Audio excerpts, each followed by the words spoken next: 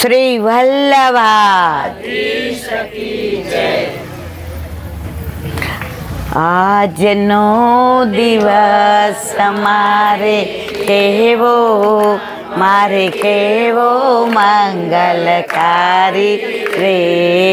આજ સખી મારે ઘેર પધાર્યા, ગોકુળના ગિરધારી રે. આજનો દિવસ સવારના નીકળ્યા, જેવા બેસતા એટલે તરત વિચાર કરતા રીખો. સવારના નીકળ્યા, ગાડી મેં બેસતા એમ થાય કે પાણી ના ભરાયા હોય તો દર્શન થશે. વલ્લભ કે તું આવે છે ને તો તારા કરતા તારી ચિંતા મને વધુ છે. ક્યાંય નડ્યા પાણી, ક્યાંય હેરાન થયા, ક્યાંય એટલું ચાલવું પડ્યું, અને દરેક જગ્યાએ આજે સત્સંગનો કેવો લાવો લીધો. હલો, સંભળાવનું હવે? હલો કરો તો સેજ કરે કરે. હા રેખો લઈ લ્યો ને ઉભા થઈને.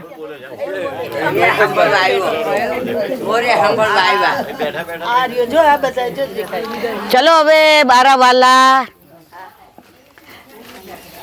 અમારે સૌરાષ્ટ્રમાં કાંઈ મનોરથ હોય, સવારથી દોડાદોડી હોય,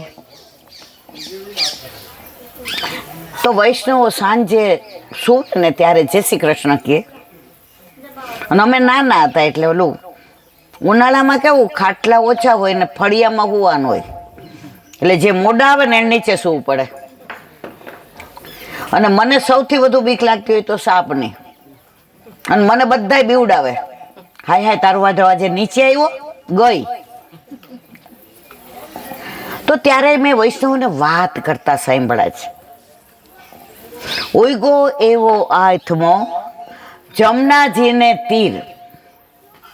આ તો સવારના ઉઠ્યા ત્યારથી ને સ્નાન કર્યું ને બુહારી કરીને મંદિર વસ્ત્ર ને ઠાકોરજીની સામગ્રી લઈ આવ્યા ને દૂધ લઈ આવ્યા ને માખણ મિશ્રી લઈ આવ્યા ને ગોરસ લઈ આવ્યા ને ઠાકોરજીને સરસ શ્રૃંગાર કર્યા ને સ્નાન કરાવતા વખતે કહી દીધું કે જા યમુનાજીમાં કૂદકો મારી આવ. આ તો એનું ઘર છે ને. યમુના જળમાં કેસર ઘોળ સ્નાન કરાવું. પછી આવ્યા એટલે અમારી ભેગા 2-3 વૈષ્ણવ જ ઈ કે એટલે બહુ પૂર આવ્યું છે. મેં તો હાથ પકડવો પડશે. જે આખી દુનિયાનો હાથ પકડે એનો હાથ આપણા ઘરે બિરાજતા આપણા ઠાકોરજીનો આપણે પકડીએ. એ ધ્યાન રાખજે, તારો પગ ન લપસી જાય, તારા ચરણમાં કાંઈ વાગી ન જાય. ઠાકોરજી એટલા માટે જ આપણા ઘરે આવ્યા છે કે બધાય મને ભગવાન માને છે, તું મને તારો લાલો માને છે. સેજ બી દૂધ ગરમ હોય ને તો ઘણી વાર એવું બને દૂધ અંદર ઠંડુ થયું હોય અને કટોરી ગરમ હોય ને મારવાલા. હવે બધું ધરી દીધું હોય. ગોવિંદ સ્વામીના કાનેથી મિશ્રી આરોગો સૂકો મેવો પણ આપણી પાસે આવે એટલે લીલો થઈ જાય ને. અને પછી જેવું દૂધ ધરાવીએ તો એમ થાય હવે. પછી વૈષ્ણવે શીખવાડ્યું એ કે મારવાલા ગોપીનો છેડો છે ને રેશમી એ હાથમાં લઈને અરોગજો એટલે તમને વાડકી ગરમ ના લાગે. આ ભગવદીઓનો ભાવ. પછી બધાય બૂમો પાડે કેટલી વાર કેટલી વાર. પાછા ગાડીમાં 6 જણા હોય ને એમાં 2 આવી ગયા હોય 7:30 જો બધા હસવા માંડ્યા ને. અને છેલ્લા 2 આવે 8:30 અને પછી 8:30 આવ્યા હોય ને એ ઓલા 7:30 બેઠા હોય ને ગાડીમાં. પણ આવો આનંદ, આ જ વસ્તુ આપણા ઘરે આપણે લગ્નમાં જતા હોઈએ અને આપણી ભેગા આવવા વાળા મોઢા આવે તો આપણે શું કહીએ? હજી શણગાર સાજવાના બાકી હતા, ખરું મોઢું કર્યું કહીએ ને. આમાં શું કહીએ? ગોળી ખાઈએ, વૈષ્ણવ છે ને. આમાં કોઈને ઝઘડા ટંટા થયા 4 દિવસ? કોઈને ગેરસમજ થઈ? બધાય રાજી રહીએ છે. આજે એક વૈષ્ણવ મને સરસ કીધું, હમણાં દેખાય મોઢું એટલે ઓળખાણ કરો. મને મળે ને મને બહુ મજા આવે. એ કે હિલાંટી આ તો એવું થયું ને, તમે જ કીધું ને. એ કે બીજા એક હતા, એ કે અમારું મોઢું થયું ને તો અમને એમ થયું કે હાય હાય બધાય વયા ગયા હશે. પછી અમારે મોઢું થયું ને તો અમારો ને તમારો મેળ પડી ગયો. તો કોટવનમાં અમને સત્સંગનો આનંદ આવ્યો. તો ઘણી વાર છે ને મોડું થાય ને, પ્રભુ કરે શું? જેમ વૈષ્ણવ 8:30 આવ્યા ને એની કાનેથી ને આડીથી ને તમને આ બધો લાભ મળ્યો. એનો મતલબ એમ નહીં રોજ 8:30 આવવાનું. હવે આપણે અક્ષય બટ સુધીની લીલાનું અનુસંધાન કર્યું. પેલા નક્કી કર્યું ગાડીમાં મિલનભાઈને કે આપણે ઈલાબેન સીધા શ્યામટાક જઈએ, સત્સંગ ત્યાં કરશું. પણ અહીંથી 1-1.25 કલાક થાય ને. હવે ત્યાં મેં પૂછ્યું તો 7 વાગે બેઠકજી બંધ થઈ જાય. હવે જઈને ધક્કો પડે. પણ ત્યાં શ્રીજી બાવાની ચરણ ચોકી છે, ગુસાઈજીના બેઠકજી છે, શ્યામ તલાય છે, ઓલા દુનાનું વૃક્ષ છે. આપણે મનોરથ કર્યો છે, આપણને ઈચ્છા છે કે એમની સન્મુખ થાય, પણ એમની ઈચ્છા હોવી જોઈએ ને. ઘણી વાર પ્રેમ કેવો એક પક્ષી હોય 50%, નો સમજાણી ટ્યુબલાઇટ નો. મારા બાજુ કેવું પડે યાર કે આવું. એટલે માનો કે 2-3 દિવસમાં જે દિવસે થોડાક વહેલા આવી જશો તો આપણે બધા શ્યામટાક જશું.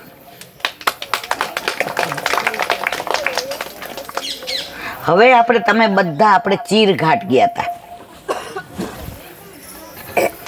ઘણા બધાની ગાડી બહાર ઊભી રહી હતી, અમારી ઊભી હતી એટલે હું નહોતી આવી, કારણ કે મારે કોકના પગ ઉછીના લેવાતા, પણ એ બધા આગળ વયા ગયા હતા. ચીરઘાટ એની લીલા 2-2.5 કલાક હોય ને કાત્યાયની વ્રતની તો કહેવાય. પણ હું તમને 5 મિનિટમાં અનુસંધાન કહું. તમે બધા ત્યાં વસ્ત્ર લઈ ગયા છો, ઓલા વસ્ત્ર બધા વૃક્ષ ઉપર. તો જે ઋષિ રૂપા ગોપીઓ હતા ત્રેતા યુગમાં, તો રામચંદ્રજી પંચવટીમાંથી ને પસાર થતા હતા. તો એમનું રૂપ એટલું સરસ, તો ઋષિ મુનિએ જેવું જોયું, પુરુષ હોવા છતાંય મનમાં એમ થયું કે આવો પતિ હોય તો કેવું સારું. ત્યારે રામચંદ્રજીએ કહ્યું, કૃષ્ણ અવતારમાં તમારો મનોરથ પૂરો કરીશ. અને એ ઋષિઓ વ્રજમાં ઋષિ રૂપા ગોપીઓ તરીકે પ્રગટ થયા. હવે ઋષિઓ એટલે તપ કરતા હોય. હવે વ્રજમાં આવ્યા તો એ તપ જ યાદ આવ્યું.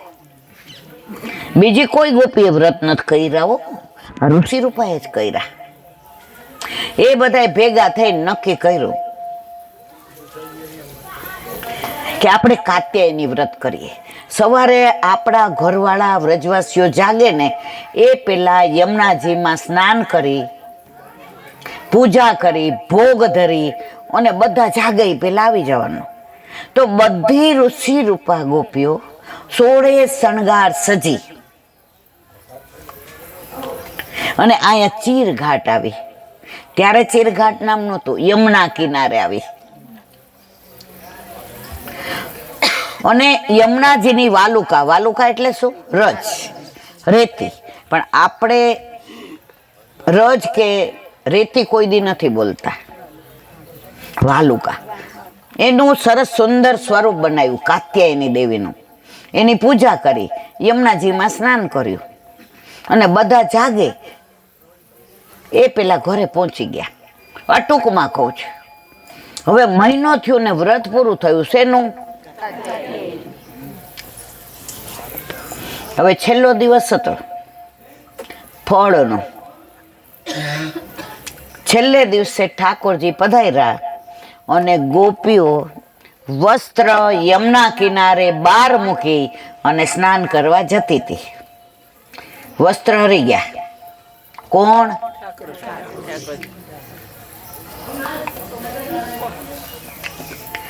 ગોપીઓ સ્નાન કરીને ચારે બાજુ જોયું, વસ્ત્ર હતા નહીં.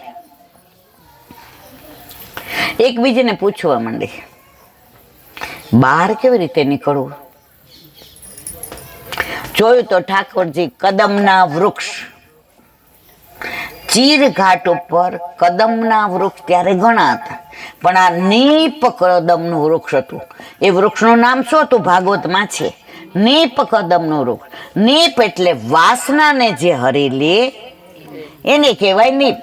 તો ઠાકોરજી એ વૃક્ષ ઉપર બિરાજતા હતા અને આ વસ્ત્ર હરી લીધા. આમાં ક્યાંય એવી લીલા નથી. ઠાકોરજી 5 વર્ષના હતા, ગોપીઓ 7 વર્ષની હતી, એટલે આમાં ક્યાંય એવું નથી આવતું કે ઠાકોરજી વસ્ત્ર હરાય. પણ જેને અંદરની લીલાની નથી ખબર, જે નદી કિનારે બેઠા બેઠા છબ્યા બોલાવે ને, એ પોતે તો અંદર જાય નહીં, બીજાને નો જવા દે. ગોપીએ ખૂબ વિનંતી કરી, પ્રભુ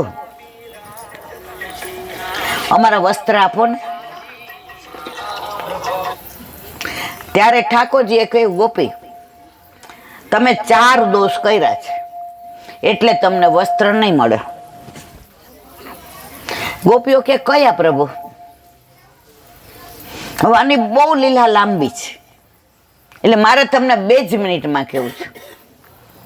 ઠાકોરજીએ કહ્યું, પેલું તો એ સ્ત્રીઓએ ક્યારેય જળાશયમાં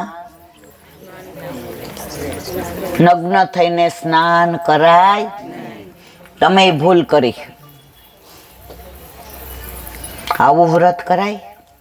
ગોપીઓ કે પ્રભુ અમારી વાત સાંભળશો? પ્રભુ કે હા. આપ કહો છો કે અમે આ દોષ કર્યો, સાચી વાત, પણ એની પાછળનું કારણ આ છે કે યમુનાજીએ વારંવાર મનોરથ કર્યો હતો કે ગોપીઓ તમે બધા વસ્ત્ર વિહીન થઈને આવો તો મારે તમને 9 તનુ નવત્વનું દાન કરવું છે. એટલે યમુનાજીની કૃપાથી ને અમે વસ્ત્ર વડા કરીને સ્નાન કરવા ગયા. પ્રભુ અમે ખોટું કર્યું? ઠાકોરજી કે ના, યમુનાજીનો મનોરથ પૂરો કર્યો. એ કે પ્રભુ બીજો દોષ? એક કામ કરો, પેલા બધાય મોર જોઈ લ્યો, કારણ કે હું ડિસ્ટર્બ થાઉં છું. ત્યારે બીજો દોષ કયો?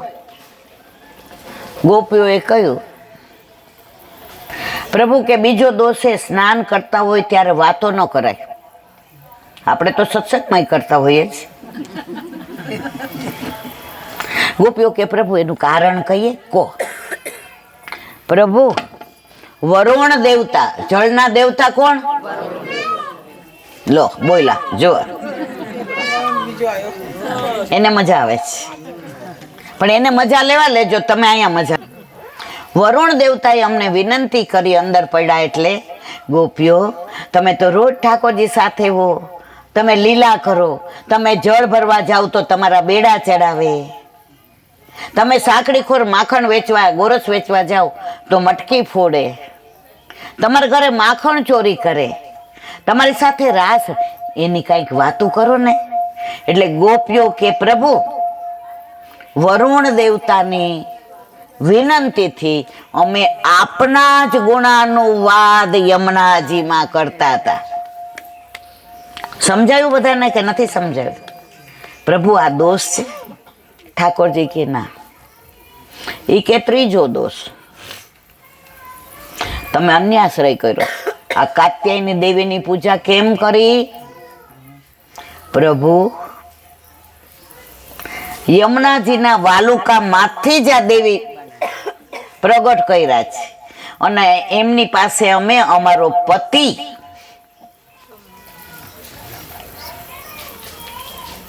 નંદનંદન હોય એવી વિનંતી કરી. અમારો દોષ છે? ઠાકોરજી કે ના. હવે એ કે તમારો ચોથો અને સૌથી માફ ન કરી શકાય એવો દોષ પ્રભુ કયો? હું ગોકુળમાં છું, તમે ગોકુળમાં પ્રગટ્યા, તમારી આજુબાજુ છો, તમારી પાસે છું, તમારી સાથે છું, તોય તમે વ્રત કેમ કર્યું? આમાં ઘણા કરે ને, નવરાત્રી કરે ને, ધાયણા પાયણા કરે ને, સોમવાર કરે ને, નિવેદનું કરે ને. કરો છો બધાય? કરતા હો તો ન કરતા. ત્યારે પ્રભુએ કીધું, આનો જવાબ છે પ્રભુ આ અમારો દોષ છે. આપણે પુષ્ટિ માર્ગમાં 12-24 એકાદશી, 2 અધિક મહિનાની અને 4 જયંતી, વામન જયંતિ, નૃસિંહ જયંતિ, રામ જયંતિ અને નંદઘેર. કેવા રાજી થઈ જાય નહીં પાછા, નંદઘેર આનંદ આવે તો. આ દોષ કર્યો ઈ કે હા, તો એને લીધે તમને 11 મહિનાનો વિરહ આપું છું. ઠાકોરજીએ કહ્યું. અન્ય વ્રત કર્યું ને, વ્રત કર્યું તો ફળ મળતા વાર લાગી. આવતી શરદ પૂનમે તમારો રાસમાં અંગીકાર કરીશ. કારતક મહિનાથી ને પાછો આસો મહિનો આવે, 11 મહિના થયા ને. 5 જ્ઞાનેન્દ્રિય, 5 કર્મેન્દ્રિયો અને 11મું. ગોપીઓ કીધું આવી ભૂલ હવે બીજી વાર થશે નહીં. એ ચીરઘાટની લીલા તમે બધા દર્શન કરીને આવ્યા. ત્યાં કોના બેઠકજી છે?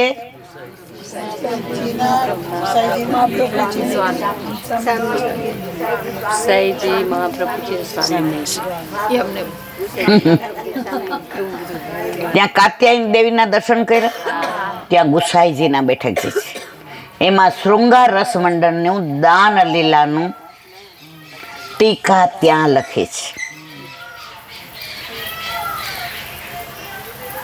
તો આ ચીરઘાટ માટે વસ્ત્ર ને બધું ઘણું બધું કહેવાય, પણ આપણે ઘરે જવાનો સમય થયો છે એટલે ચીરઘાટની લીલાના અહીંયા વિરામ આપીએ. અને અહીંયા ક્યાં આવ્યા?